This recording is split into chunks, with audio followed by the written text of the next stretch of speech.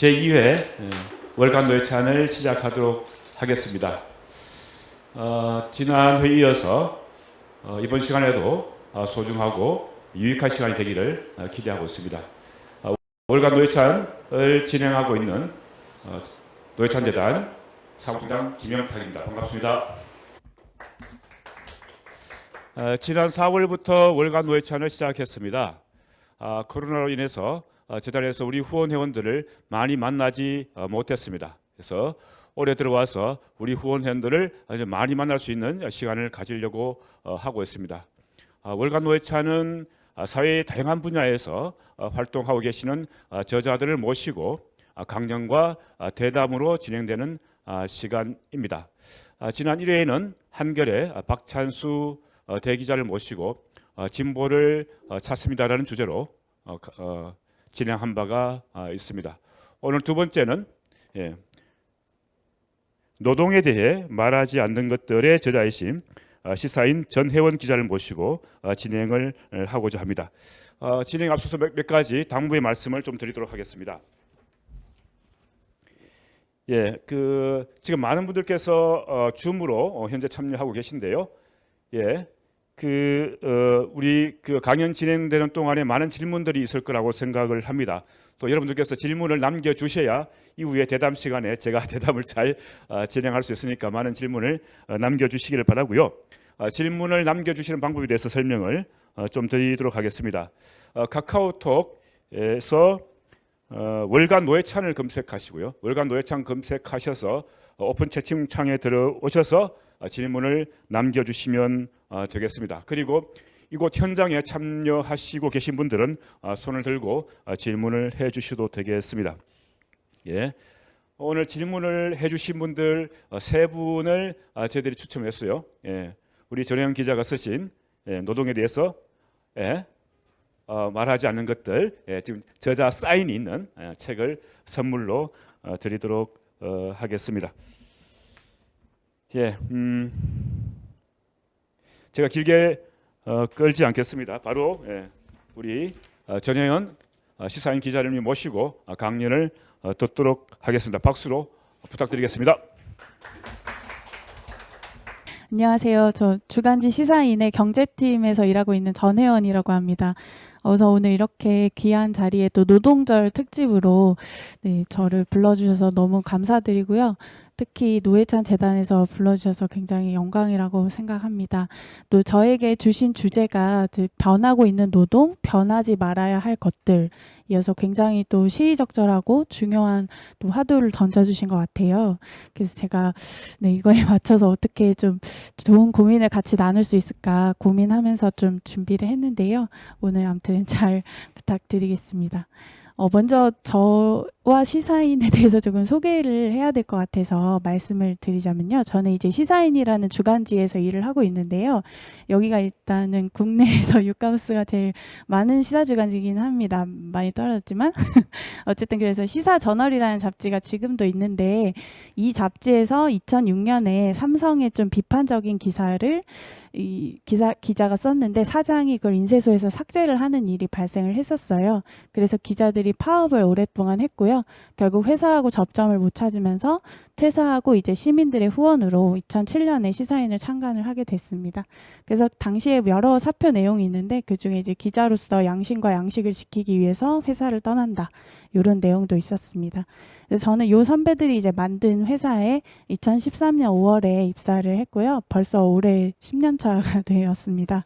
그래서 제가 2017년 정도부터 노동 기사를 좀 써오기 시작했는데 이 책은 제가 2018년부터 한 3년 정도 썼던 노동 기사들을 묶어서 낸 책입니다. 노동에 대해 말하지 않는 것들이라는 책이고요. 많은 관심을 부탁드립니다. 어쨌든 또 노회찬 재단에서 불러주신 거기 때문에 이제 고 노회찬 의원님의 이야기로 시작을 좀 해보고 싶습니다. 이제 노회찬 의원님의 가장 유명한 연설 중에 하나가 6411번 버스에 대한 내용인데요. 그 누구도 새벽 4시와 4시 5분에 출발하는 6411번 버스가 출발 전부터 거의 만석이 돼서 강남의 여러 정류장에서 5, 60대 아주머니들을 다 내려준 후에 종점으로 향하는지를 아는 사람은 없습니다. 그래서 이제 이분들이 출근하는 직장도 마찬가지라는 겁니다. 그러니까 그 빌딩에 새벽 5시 반에 출근해서 일하는 그분들이 이제 청소를 하고 정비를 하는 거를 아무도 의식을 안 한다. 그래서 이분들이야말로 투명 인간이다. 요런 이제 내용이었는데요. 이 사진은 이제 그 641은 아니고 146번이라고 비슷한 노선을 가는 버스라고 합니다. 그래서 어쨌든 이분이 이제 노동을 말했을 때는 어떤 시혜적으로 이렇게 내려다보면서 불쌍하니까 도와야 된다 그런 취지는 아니었던 것 같아요. 그러니까 굉장히 우리의 삶 자체가 노동에 의해서 지탱이 되고 있고 또 이분들이 어떤 정당한 존엄한 대우를 받지 못하고 있는 거에 대한 문제 제기라고 생각을 합니다. 그래서 제가 뭐 고 노회찬 의원님에 대해서 자세히 취재한 적은 없지만 저희 이제 시사인에서 그때 부고 기사가 나왔을 때 이런 기사가 나온 적이 있었는데요.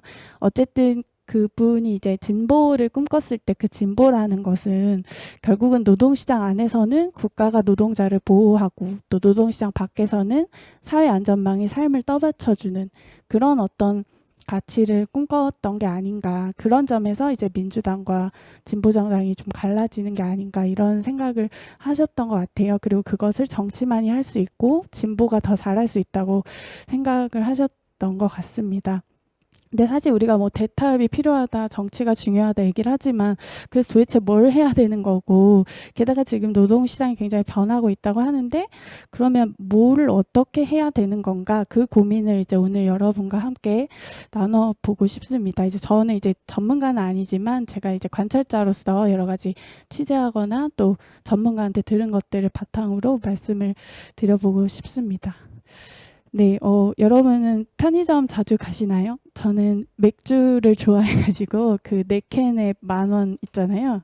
11,000원으로 올랐는데 저는 개인적으로 촛불을 들 사안이라고 생각하는데 어쨌든 네, 매우 분노스럽게 그런 또 많이 마셔야 되기 때문에 아무튼 편의점에 자주 가고 있습니다. 근데 제가 이제 편의점 가맹점주분 여기 세븐일레븐인데 이분하고 이제 같이 한번 동행 취재를 해봤어요. 이분이 이제 9시간 동안 일을 하고 이제 나중에 아르바이트랑 교대하는 거였는데요. 정말 그 9시간 동안에 한 3분 정도 화장실 한번 간 거 빼고는 계속 진짜 진자처럼 그 안에서 오가면서 밥도 먹고 막 계속 계산 찍고 이렇게 하시더라고요. 근데 그러고 나서 말미에 제가 사장인지 잘 모르겠어요 이런 얘기를 하는데 그게 정말 사실은 흔한 푸념 같지만 그렇지 않은 거예요. 왜냐하면 여기 지금 모든 이 물건들은 다 본사에서 본사가 정해준 가격에 의해서 떼서 본사가 정해준 가격으로 팔아야 됩니다. 여기 가운데 또 제가 좋아하는 커피우유가 있는데 그러니까 이런 것들을 막 예를 들면 내가 더 싸게 팔아서 마진을 남기고 싶어. 뭐 이런 거를 하려면 본사하고 반드시 협의를 거쳐야 됩니다. 사실 굉장히 안 좋아하겠죠. 게다가 여러 가지 뭐 2+1, 1+1 이런 것들도 다 본사에서 마케팅을 다 정합니다. 게다가 영업시간조차도 마음대로 정할 수가 없죠. 심야시간 미영업 제도가 있기는 하지만 뭐 그걸 인용하는 거를 본사가 그렇게 좋아하지도 않고요. 근데 이게 이상하죠. 사실은 자영업자라는 거는 어디서 내가 뭘 얼마에 팔지를 스스로 결정하는 사람이잖아요. 근데 이 프랜차이즈 가맹점주는 이 대부분을 스스로 결정할 수가 없습니다. 가맹본부가 다 결정하고 가맹점주는 그냥 그 전략을 현장에서 실행만 하는 사람입니다. 그래서 가맹점주가 그러면 실질적인 자영업자라면 어떤 영업상의 재량권이 필요한데 이걸 가지는 것 자체가 프랜차이즈의 속성에 안 맞는다는 거예요. 왜냐하면 프랜차이즈 계약이라는 게 뭐죠? 우리가 뭐 맘스터치 이 대점을 가든 고대점을 가든 똑같은 맛과 똑같은 재료를 쓴다는 확신이 있어야 그 프랜차이즈가 돌아가는 것이잖아요. 그래서 이 계약 자체가 가맹 본부는 점주를 지배하고 점주는 본부에 종속되는 거를 전제로 하는 거죠. 왜냐하면 특히나 이런 가맹점주들은 뭐 자영업에 대해서 숙련이 별로 없다 보니까 그런 것들을 본부에 어떻게 보면 맡기는 겁니다. 그래서 가맹점주라는 거는 자영업자긴 한데 종속적인 자영업자라고 할 수 있다. 이 말 자체가 좀 모순이지만 이게 프랜차이즈의 본질이다. 이제 이런 얘기를 그 박재성 박사님이 했습니다. 왜 모순이냐? 그러니까 기존의 구조는 굉장히 단순했어요. 여기 빨간색 화살표로 표시가 될 수 있는데요. 왼쪽에 보면은 임금 노동자입니다. 임금 노동자면 그냥 종속적이야. 그리고 오른쪽에 자영업자면 자율적이야. 이렇게 그냥 두 개밖에 없었어요. 근데 점점 뭔가 이렇게 노동시장이 달라지면서 이 자율적인 것과 종속적인 것을 이제 축으로 하는 새 축이 생깁니다. 그래서 여기 오른쪽 끝에 그러니까 자영업자지만 뭔가 종속적인 사람들이 생긴 거죠. 이게 바로 프랜차이즈 가맹점주 앞서 보신 거라고 할 수 있고, 그와 별개로 이제 또 임금 노동자 같은데 사실상 근데 어느 정도 자율성이 있어. 뭔가 건당 수수료를 받는다든지 뭔가 출퇴근이 정해져 있지 않다든지 자기가 자기 장비로 뭘 한다든지 그러니까 뭔가 약간 자율적으로 보이는 그런 사람들이 생기는 거죠. 근데 이게 한국에만 일어난 일이 아니고 노동시장 전체에 불어닥친 굉장히 구조적이고 지구적인 변화입니다. 그래서 제가 잘 예로 드는 이제 김경문 선생님이 이제 요 사분면의 작동을 굉장히 잘 보여주는데요. 그러니까 이분이 원래는 회사원이었어요. 여기에 있었죠. 근데 전통적 임금 노동자였는데 왜 우리 회사원들은 50대 그러니까 정년까지 잘 일을 못하고 나오게 되잖아요. 그래서 이분도 2008년 금융위기 이후에 50대에 접어들면서 튕겨 나옵니다. 튕겨 나와서 어디로 가냐? 많은 사람들이 그렇듯이 프랜차이즈로 갑니다. 왜냐면 이분은 뭐 음식점 장사 이런 걸 해본 적이 없잖아요. 그래서 프랜차이즈의 피자 애당을 운영하면서 지냈는데 하다 보니까 너무 불합리한 게 많아서 가맹점주 협의회를 만들어서 본사랑 싸우다가 7년 만에 이제 계약을 해지를 당합니다. 나중에 이게 다 인정이 됐어요. 근데 굉장히 늦게 됐죠. 그리고 이분이 현재 어디로 가 있냐면 여기 자율적 임금 노동자, 특수고용 노동자의 하나인 이제 배달 라이더로 일을 하고 있습니다. 실제로 라이더 중에 굉장히 나이가 있으신 분들도 많이 있어요. 근데 이 라이더가 그러니까 아까 자율적 임금 노동자가 이제 특수고용 노동자라고 할 수 있는데 저는 한국에서 비정규직 문제 얘기할 때 가장 중요한 워딩이 이제 특수고용 노동자인 것 같아요. 그러니까 이게 1990년대 중반에 우리가 노동자 혹은 뭐 자영업자 이렇게 딱 잘라 말할 수 없는 사람들이 등장을 하기 시작합니다. 그 당시에 좀 눈에 띄었던 사람들이 뭐 학습지 교사, 골프장 캐디, 뭐 레미콘 기사, 보험 설계사 이런 분들이었는데 근데 이분들에게 지금 뭐 그때 당시에 고용보험이나 뭐 산재보험 이런 어떤 보호 장치가 없었어요. 왜냐하면 그 당시에는 그런 보험들이 다 아까 그 전통적인 임금 노동자를 대상으로만 이제 정해져 있었거든요. 그래서 이분들을 보호할 근거는 없는데 그래도 이분들은 뭔가 딱 자영업자라고 하기는 어렵지 않냐. 뭐 이런 논의들이 계속 되었습니다. 그래서 막 노동조합이랑 뭐 사측이랑 싸우다가 결국에 2007년에 그래 특수고용 노동자라도 적어도 일하다가 다치거나 병들거나 사망하면 보호를 해야 되지 않겠냐 여기까지는 합의가 된 거예요.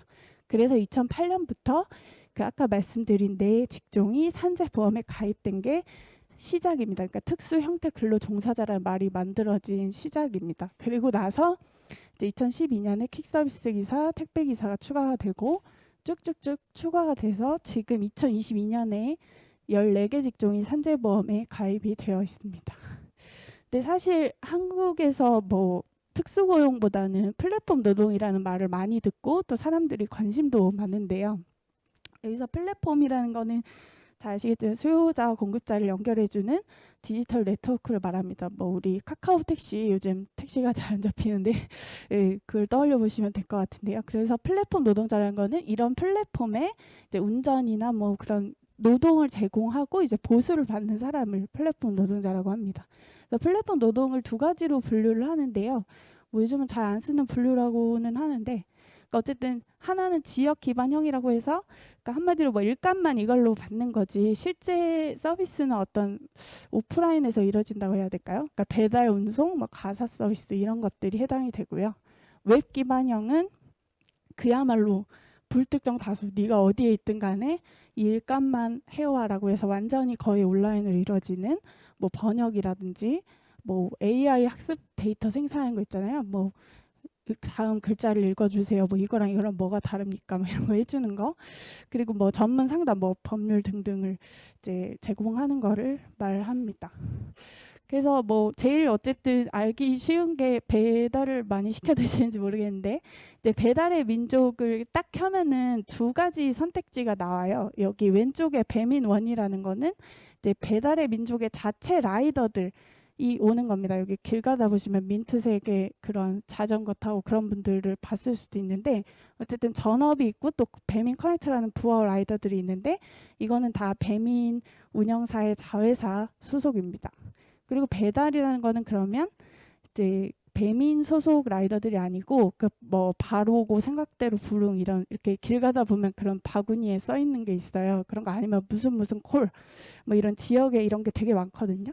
그런 배달을 대신해주는 배달 대행 업체 소속 라이더가 오는 겁니다. 그러니까 배민원은 이 주문 중개도 해주고 배달 중개도 해주는 거고요. 배달은 이제 배민이 주문 중개만 하고 배달은 배달 대행이 하는 그런 겁니다. 그래서 여기서 이제 우리가 음식을 주문하면 음식점이 배달을 맡긴 업체에다가 콜을 띄웁니다. 그러면은 라이더들이 이제 자기가 속한 그 업체 앱에 뜬 콜을 눌러서 배달을 하고 이제 건당 수수료를 받는 거죠.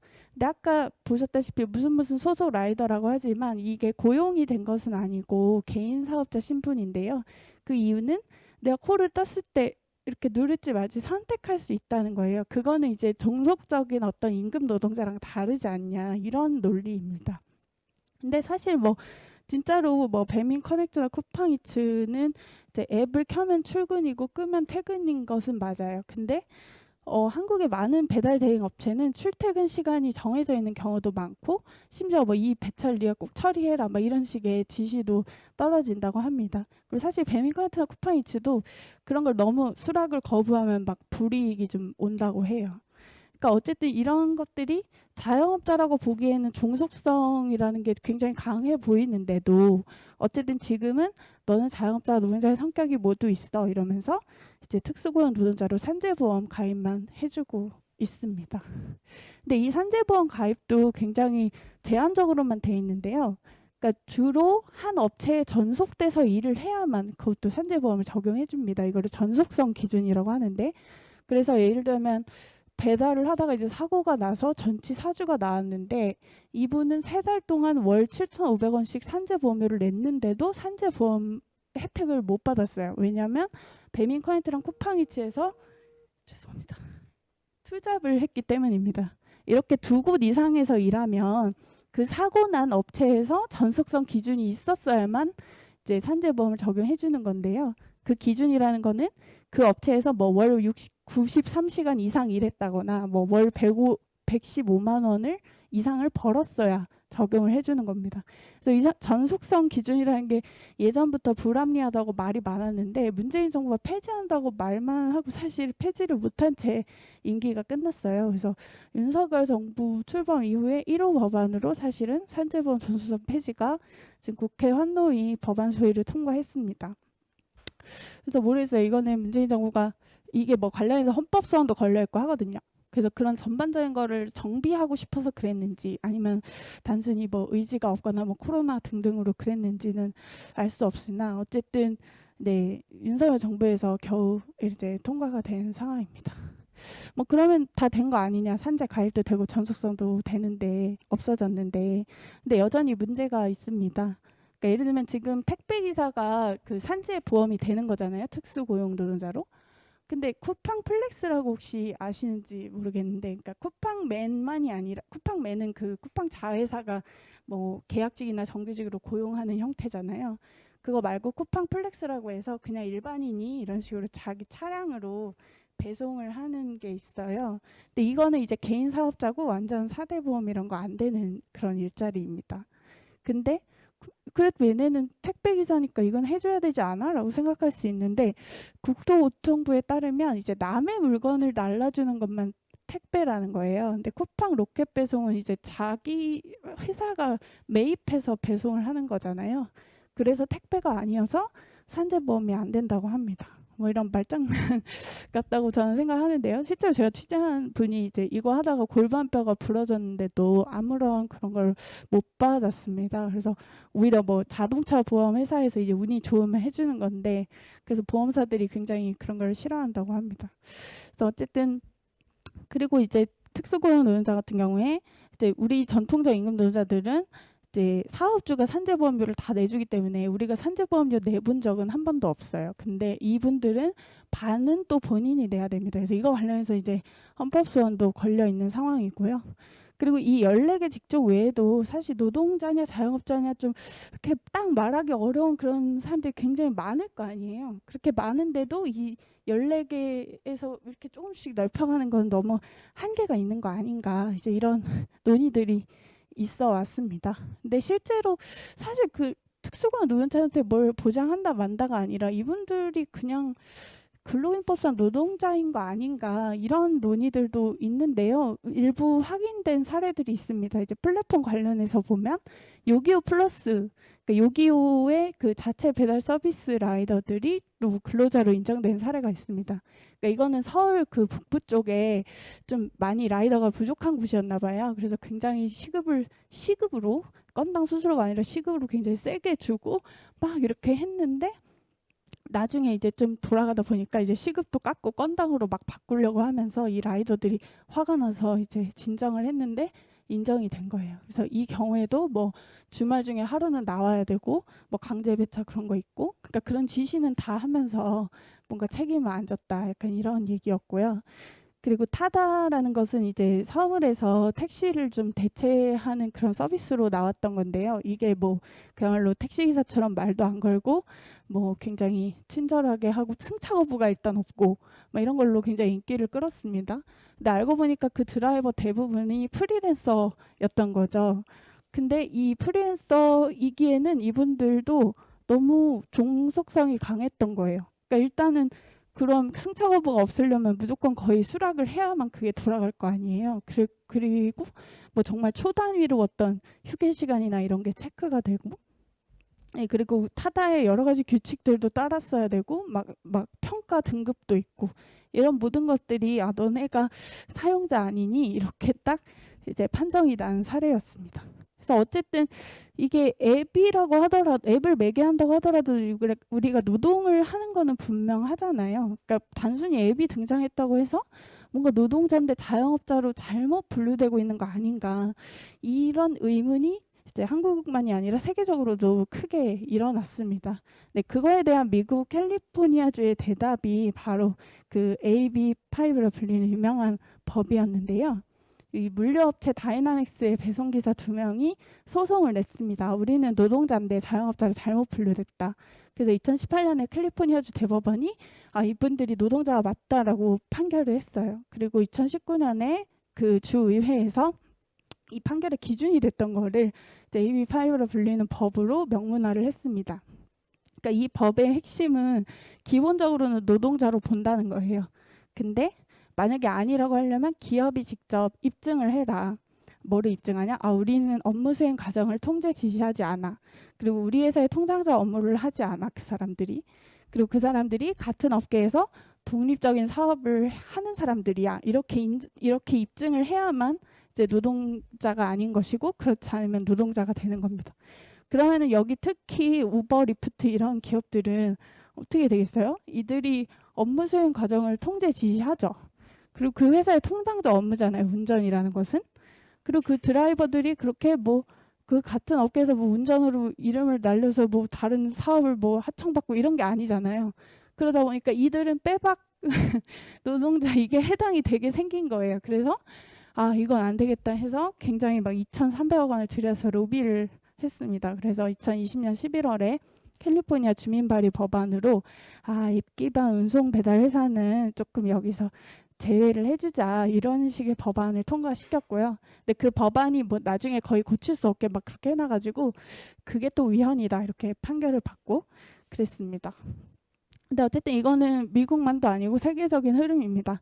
2020년 3월에 프랑스 대법원도 우버 기사를 노동자로 판단을 했고 2011년 2월에는 영국에서 네, 여기 노동자 우리랑 개념은 좀 다르지만 어쨌든 최저임금과 유급휴가를 보장받아야 된다라고 판단을 했습니다. 그 우버가 얘기했을 거 아니에요. 아, 우리는 승객하고 운전자 연결하는 거에 불과한데? 라고 했는데 이제 영국 대법원은 무슨 소리야? 네가 요금을 정하잖아. 일단 이게 되게 커요. 그러니까 노동의 가격을 자기가 정할 수 없는 거잖아요. 네가 요금을 정하고 배차도 할당하고 어디로 가라고 하고 심지어 뭐 등급도 매기잖아. 그러면 너는 고용주처럼 행동하는 거야. 라고 인정이 된 겁니다. 예. 그래서 이런 것들이 이제 특히 유럽에서 좀 활발하게 어떤 흐름이 있습니다. 작년 12월에 유럽연합 집행위원회에서 입법 지침을 발표를 했는데요. 플랫폼 기업이 이 5개 중에 2가지 이상 해당되면은 니네가 사용자야 이렇게 하는 건데 여기 분명히 나오죠. 그러니까 보수를 누가 결정하냐. 그러니까 보수를 네가 결정하면 기본적으로 그럴 가능성이 높다는 거죠. 그리고 그 업무 수행에 대해서 네가 감독을 하느냐. 그러니까 그 업무 수행의 결과가 자기한테 이득이 되니까 그렇게 감독을 하는 것일 거잖아요. 그러니까 그 외에도 뭐 얘네가 자유롭게 근무하고 쉬고 할 수 있는지, 콜을 그야말로 거절하면 불이익을 주는지 안 주는지, 심지어는 제3자한테 맡길 수 있는지, 또 뭐 걔네가 요구하는 여러 가지 옷도 이렇게 입어야 되고 뭐 말도 이렇게 해야 되고 이런 것들이 있는지, 이런 독자적인 아까 그 독자적 사업영위랑 비슷한 거. 그러니까 이런 것들이 다 비슷합니다. 그러니까 한국의 뭐 대법원 판례들도 비슷하고, 그러니까 결국은 이건 뭐냐면 니네가 남의 자유를 이렇게 제한하면서 거기서 이득을 얻으려면 책임도 져라라는 거라고 저는 생각을 합니다. 예. 그래서 다시 한국으로 돌아오면 이제 한국에서 비정규직이 누구냐고 했을 때 그러니까 작년에 806만 6천 명으로 최고를 찍었는데 그러니까 이게 통계청의 분류인데요. 그러니까 여기 비정규직은 우리가 지금 말하는 건 기간제 계약직 그리고 시간제라고 해서 뭐 굉장히 짧게 일하는 사람들 그리고 이제 비전형의 여기 파견 용역 그리고 여기에 이제 특수고용이 들어가는데요. 근데 이 특수고용이 56만이라는데 실제로 정부 연구기관 같은 데서 추계해보면 200만이 훨씬 넘는단 말이에요. 그 이 사람들은 다 어디 있을까라고 하면 여기 임금 근로자에도 속하지 않는 이 비임금 근로자 여기 주로 자영업자랑 무급가족 종사자가 있는데 여기에 다 들어가 있는 거죠. 그래서 뭐 굉장히 숫자는 다릅니다. 뭐 플랫폼 노동자 179만, 프리랜서 240만, 특수고용 노동자 221만. 근데 뭐 여기에 다 겹치고 어쩌고 하는데, 그러니까 결국은 이런 아까 말씀드린 비임금 노동자 뭐 600, 700만 뭐 이렇게 되는 뭐 이런 것들에 상당히 그런 우리나라 지금 비정규직의 핵심 문제가 여기에 있다라는 것이죠. 그래서 OECD는 국가는 고용 관계에서 오분류를 막을 책임이 있다. 그러니까 기업이 이렇게 분명히 노동법상 노동자인데도 보호로부터 배제하려는 행동을 분명히 하기 때문에 요거를 막아야 되고 결국은 비정규직과 디지털 노동자 등에게 이런 보편적 노동권과 사회보장권을 줘야 된다.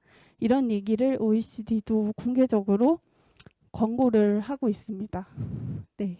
그래서 그럼 어쩌자는 거냐라고 했을 때는 그야말로 모두에게 보장하자는 게 결국 답일 수밖에 없을 것 같아요. 사실 이 사분면이 있다고 한다면 요 사이사이는 굉장한 어떻게 보면 그라데이션이거든요. 이게 뭐 그렇게 딱 이렇게 나눠지는 게 아니에요. 그래서 예를 들면 다리가 있는데 탱크가 진입할 수 있으면 승용차는 당연히 들어가잖아요. 그러니까 노동법이 그야말로 여기 전통적 자영업자에게도 적용이 되면 이런 사람들한테는 당연히 적용이 될 거 아니에요. 근데 그게 아니라 여기서 조금 계속 이렇게 넓혀가는 방식이라면 항상 그 끝에 있는 사람들이 문제가 되기 때문에 그러니까 우리가 세상이 안 변했으면 상관없는데 지금 세상에서는 그러니까 고용상 지위를 불문하고 모든 일하는 사람들에게 어떤 노동법과 물론 이제 보호 수준은 차이가 있을 수 있겠으나 노동법과 사회보험법이 다 적용이 돼야 된다는 것이 21세기의 직업 세계의 정의 아닌가 그런 얘기를 전문가들이 하고 있습니다. 그래서 이렇게 되면은 뭐 쿠팡플렉스가 하는 일이 뭐 택배든 아니든 간에 산재보험, 고용보험 적용이 되는 거죠.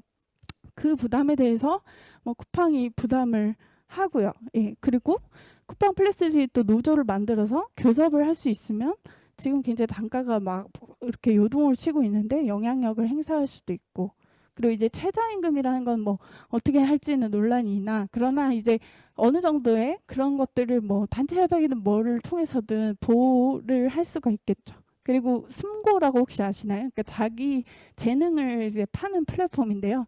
그런 분들은 좀 이런 사람들하고는 다르게 완전 플랫폼 노동자긴 하죠. 그렇지만 그분들도 최소한의 안전망은 있어야 될 거 아니에요. 내가 뭐 일하다가 갑자기 아프다거나 뭐 육아휴직을 간다거나 뭐 어떤 것들이 필요한 거 아니에요. 그래서 사실은 윤석열 대통령 국정과제 이행 계획에도 노무 제공자 권리 보장을 위한 법률 제정이 포함이 돼 있고 지난 대선에서 모든 후보가 네, 이 얘기를 했습니다. 물론 온도차는 좀 있지만 그래서 물론 이 여기에 들어가는 건 굉장히 선언적인 그냥 인권 침해 금지 뭐 모성 보호 뭐 이 정도일 것 같은데요. 그러나 이런 것들이 징검다리가 돼서 뭐 일부 노동법들이라도 좀 적용되는 방향으로 가고 있지 않나 싶습니다. 네, 그리고 편의점 사장님들도 노조를 만들 수 있겠죠. 이분이 제가 전화로 인터뷰한 사람인데, 네, 아무튼 일본에서 그 세븐일레븐하고 패밀리마트 편의점주들이 노동조합을 만들었어요. 그래서 지방노동위원회에서 이게 인정이 됐습니다. 근데 중앙노동위원회에서 안 돼가지고 소송으로 가고 있긴 한데요. 어쨌든 가까운 일본에서도 그런 게 있고 또 프랑스와 영국에서도 프랜차이즈 계약을 노동법으로 규율한 사례가 있습니다. 그래서 한국의 경우에 이제 프랜차이즈 가맹점주들이 점주 협의회를 만들 수는 있는데 본사가 좀 협의에 잘 응하지 않는다고 해요. 뭐 뭔가 과태료가 있긴 한데 뭐 그냥 별로 이렇게 그 타격이 안 되는 거죠. 근데 예를 들면 최저임금 오를 때마다 지금 점주랑 알바가 서로 싸우는데 그게 아니라 이 점주들이 노조를 만들어서 본사한테 교섭을 요구할 수 있다면 그러니까 우리 정말 최저임금을 올릴 여력이 없는데 본사도 좀 부담을 해라고 얘기할 수 있다면 훨씬 좀 다른 길이 열릴 수 있지 않을까 네, 그런 생각을 해봅니다. 네, 아까 OECD에서 이제 보편적 노동법과 사회보장도 강조를 했잖아요. 그래서 그 사회보장의 뭐 핵심 중에 하나가 이제 고용보험일 것 같은데요. 사실 K방역이 가능했던 게 이제 전국민 건강보험이 그야말로 거의 모두를 커버하고 있었기 때문에 가능했던 측면이 있거든요. 근데 우리가 확인한 거는 뭐죠? 코로나 이후에 일자리를 잃어도 실업급여를 못 받는 사람이 이렇게 많구나. 그래서 뭐 고용안전지원금인가요? 그런 걸 몇 번 주긴 했는데, 그러니까 이런 아까 계속 말했던 특수고용, 프리랜서, 플랫폼 이런 사람들 나아가서는 이제 자영업자까지 모든 일하는 국민에게 고용보험도 확대를 하자. 이게 이제 전국민 고용보험의 아이디어였습니다. 그래서 뭐 이게 참 어떻게 된길래 그러냐라고 하면 이제 취업자라는 개념이 있습니다. 그러니까 1시간 이상 수입을 위해 일한 모든 사람을 포괄하는 건데요. 여기에 이제 자영업자 등등이 들어가는데 이게 이제 4분의 1로 일단 빠지고요. 그리고 이제 노동자지만 고용보험에 안 들어가는 사람들 65세 이상 초단시간이 빠집니다. 그리고 가입 대상인데 또 중소기업일수록 가입을 안 한 사람들 그리고 공무원 교원이 빠져서 합치면은 절반이 넘게 고용보험에 안 들어와 있습니다. 그래서 이거를 확대하기 위해서 사실 논의를 했던 게 먼저는 이제 임금 노동자 범위를 단계적으로 확장하는 마치 특고를 조금 보호해 주듯이 그것이 문재인 정부가 한 방식이었는데요. 그래서 2020년 12월에 예술인 고용보험 가입되고 뭐 작년 7월에 특수고용되고 올해 1월부터 플랫폼 중에 배달이랑 대리가 고용보험 가입이 됩니다. 그렇지만 이렇게 계속 넓혀가서는 정말 누가 더 보호할 필요성이 높아서 먼저 돼야 되는가. 그리고 여기에서 프리랜서와 자영업자 이런 경계들이 명확히 구분되기 어려우면 그때는 어떡할 건가. 이 문제가 사실 해결이 안 되는 거죠. 그래서 사실 이참에 이제 임금이 아니라 소득 기반으로 개편하자는 게 그 좀 급진적인 주장이었습니다. 그래서 그냥 뭐 어느 고용관계에 따지지 말고 지금 임금 노동자 내는 정도 보험료를 그냥 다 부담시키고 나머지는 정부 재정을 하면 되는 거 아니냐. 이제 기업은 뭐 이렇게 사람당 이렇게 하지 말고 그냥 이윤과 외출에 그 고용 보험료를 매기면 되는 거 아니냐 이런 얘기를 했었는데요. 사실 이게 뭐 자영업자들이 없던 돈을 내는 거라 별로 안 좋아할 수 있고 정부도 돈이 드는 일이잖아요. 게다가 이제 대기업이나 공공부문 정규직은 별로 내가 실업급여 받을 일도 없는데 보험료를 더 내는 게 그렇게 쉬운 일은 아닙니다. 그래서 윤석열 정부는 이제 자영업자 같은 경우들은 본인들이 원하지 않으니 사회적 합의를 통해서 결정하자 약간 이런 입장을 보이고 있습니다. 근데 사실은 이건 정말 원칙대로 하려면 공무원 교원도 들어와야 되는 거죠. 왜냐하면 건강보험에 아픈 사람만 있고 고용보험에는 실업 안 되는 실업자만 있으면은 완전 그 적자잖아요. 보험이라는 게 돌아가지가 않잖아요. 그래서 이렇게 해야 된다. 근데 사실 우리가 전국민 건강보험도 그렇게 막 스무스하게 됐던 게 아닙니다. 굉장히 많은 반대와 투쟁 속에서 이루어진 것인데요. 그러니까 원래 대기업 정규직 중심이었어요. 그러니까 우리가 박정희가 의료보험 만들었다고 하는데 사실 대기업 정규직 중심이었고 노태우 정부 때 이제 자영업자랑 농어민에게 넓히게 된 겁니다. 근데 우리가 아는 지금의 단일한 국민건강보험이 된 거는 김대중 때예요. 그러니까 기존 의료보험은 뭐 지역, 직장, 공무원, 교원 막 이렇게 나뉘어가지고 엄청 조합을 만들어서 운영을 하는 거였거든요. 그래서 막 부익부, 빈익빈 같은 그런 현상이 있었는데 이걸 2000년에 수백 곳이었던 조합을 합친 겁니다. 그래서 이 과정에서 기업들도 반대를 했고 기업뿐만 아니라 이제 좀 우리는 재정 넉넉한데 왜 저들이랑 나눠야 되냐, 특히 자영업자 뭐 이런 사람들하고 우리 보험이 오른다 이러면서 한국노총도 굉장히 반대를 했는데요. 당시에 이제 민주노총 산하의 대기업 노조들이 찬성을 했습니다. 그러니까 조합원 이익을 넘어서 전체 국민의 시각에서 싸웠던 거죠. 그래서 지금 우리는 공무원과 교원도 모두 단일한 건강보험을 적용받고 있습니다. 그래서 스웨덴에서의 농민하고 뭐 노동계급이 동맹을 했다고 하는데 우리도 그 비슷한 일이 있었던 거 아니냐 뭐 이렇게 평가하는 학자도 있습니다. 그래서 사실은 근데 건강보험보다는 어려워요. 왜냐면 건강보험 누구나 아플 수는 있잖아요. 공무원도 교원도. 그렇지만 해고될 위험은 사실 공무원 교원은 별로 없습니다. 취약 노동에 집중이 돼 있죠. 일자리를 잃을 위험은. 그래서 그럼에도 불구하고 이제 안정된 고용을 가진 사람들이 더 낼 수 있느냐, 불안정한 노동자를 위해서 이게 참 어려운 이유지만 뭐 그렇기 때문에 게다가 이제 우리가 코로나라는 전쟁을 겪었기 때문에 더욱 이런 연대적인 보험이 필요한 거 아닌가 그런 논의를 해봅니다. 그래서 이게 뭐 고용보험뿐만 아니라 국민연금도 사실은 사회보험이기 때문에 이런 성격을 가지고 있습니다. 기본적으로 보험료를 꼬박꼬박 내고 또 많이 부었어야만 나중에 많이 받는 거잖아요. 그래서 사실은 게다가 이제 직장 가입자면은 노동자는 이제 보험료 절반을 사업주가 내주는데 이 지역 가입자에 여기에 또 자영업자 프리랜서 특고가 있는 거죠. 이분들은 또 전부 다 본인이 9% 보험료를 내야 됩니다. 그래서 그동안 나라에서 이런 지원이 전혀 없었는데 올해 처음 생길랑 말랑 하고 있어요. 그래서 굉장히 느린 상황이고요. 세계적으로도 어떤 이런 사회보험 중심으로는 하위계층의 어떤 노후 보장이나 이런 게 좀 어렵다라고 해서 어떤 재조준화랄까, 그러니까 뭐 세금 기반의 뭐 복지를 더 강화한다든지 한국의 기초연금처럼 이런 것들을 고민을 하고 있는 상황입니다. 네, 그래서 저는 뭐 결론 부분으로 가는데, 그러니까 비정규직 문제에서 그동안 우리는 정규직화를 중심으로 생각을 해왔던 것 같아요. 그러니까 한국의 이 노동시장이 이렇게 나뉘어 있다고 하면 왜 1차 노동시장이라고 하잖아요. 고용도 안정되고 임금도 높은 곳과 그렇지 않은 곳. 근데 그렇지 않은 곳에 공공부문 비정규직 중에 한 20여 명 가까운 사람들을 여기다가 넣은 거죠. 넣었는데 어떻습니까? 크게 뭐 우리가 여기로 가는 게 더 쉬워졌나요? 특별히 그런 것을 느끼지 못했잖아요. 살림살이가 나아지지 못했잖아요. 그래서 비정규직 규모는 아까 보셨듯이 작년에 최고를 기록을 했습니다. 그러니까 성벽 안에 일부만 들어갔을 뿐인 거죠.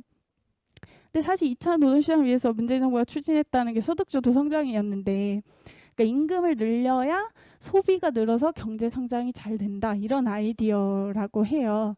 근데 이 임금에서 이제 최저임금은 사실은 굉장히 공격적인 형태로 정부가 개입을 하는 거고, 그 최저임금보다도 어쨌거나 협상을 통해서, 그러니까 이 노동조합이 어떤 노동의 몫을 더 가져오는 거, 그러기 위해서 노동조합의 협상력을 높여주는 거, 그런 게 소득주도 성장의 굉장히 핵심이라고 관련 연구자들은 지적을 합니다.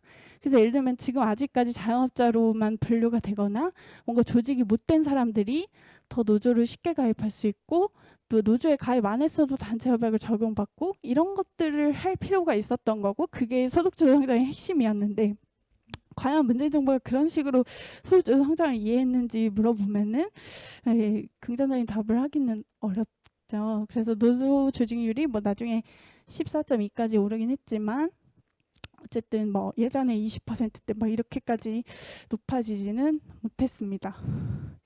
그래서 저는 이제 비정규직 정규직화를 우리가 넘어서서 결국 이 사부면을 인식한 위에서 이제 전투자 임금노조 아닌 이런 사람들에게 어떻게 목소리를 좀 줄 수 있을까, 그런 고민을 좀 해봤으면 좋겠어요. 그러니까 지금 이분들은 그래도 노조는 이제 설립이 되고 뭐 가입이 되는데 어떤 단체 교섭이 제대로 이루어지지 않고 있고, 이분들은 아직 노조도 제대로 포괄이 안 되어 있는 상황인데요.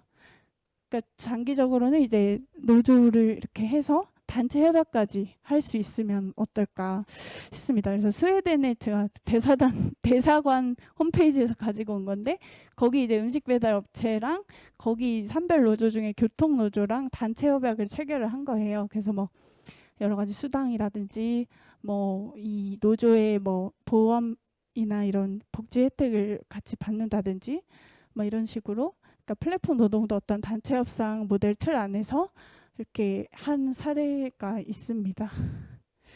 네, 그래서 아까 뭐 노회찬 의원님의 그런 거를 다시 읽어보면 어쨌거나 이 노동시장 안에서는 국가가 노동자를 보호하고 그 노동시장 밖에서는 사회 안전망이 삶을 떠받쳐주는 이런 식의 기획은 아까 말씀드린 그 사분면의 변화를 인식하면서 그 안에서 다시 새로운 어떤 대타협이라는 것을 해야 되는 거 아닐까 싶습니다. 왜 대타협이 필요하냐면 한국은 GDP 대비 사회복지에 대해서 정부 돈을 쓰는 게 이제 밑에서 네 번째죠. 물론 빨리 올라가고는 있습니다만 돈을 적게 쓰는 나라입니다. 그리고 우리는 세금을 덜 내는 나라인데요.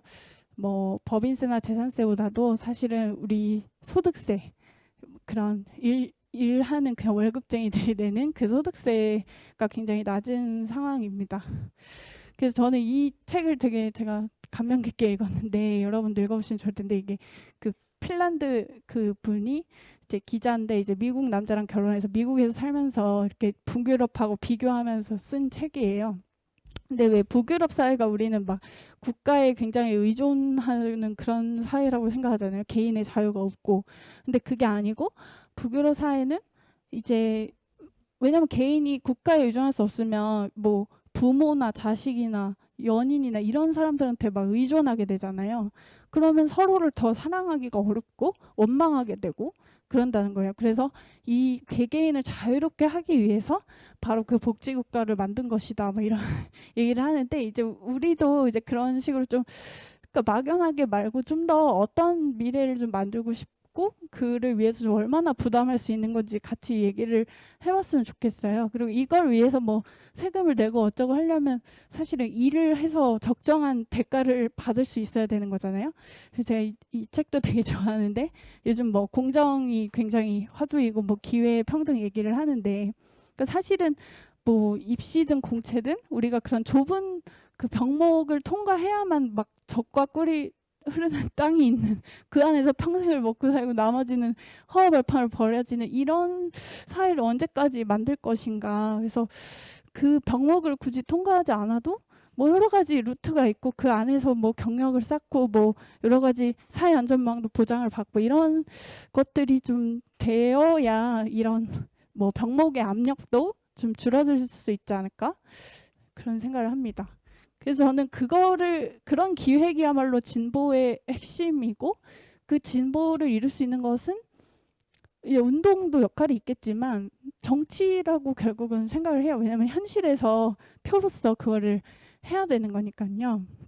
네, 그래서 우리가 좀 더 이 현실을 바꿔내는 무기로서 정치를 좀 인식하면서, 뭐 곧 지방선거도 있는데, 네, 어쨌든 그렇게 좀 고민을 해가는 것이 또 진보 정치인이었던 또 고 노회찬 의원님을 또 길 잇는 길이 또 될 수 있지 않을까, 그런 생각을 해보며 네, 오늘 강연을 마치겠습니다. 네, 귀한 시간 내어 말씀 드려주셔서 감사합니다.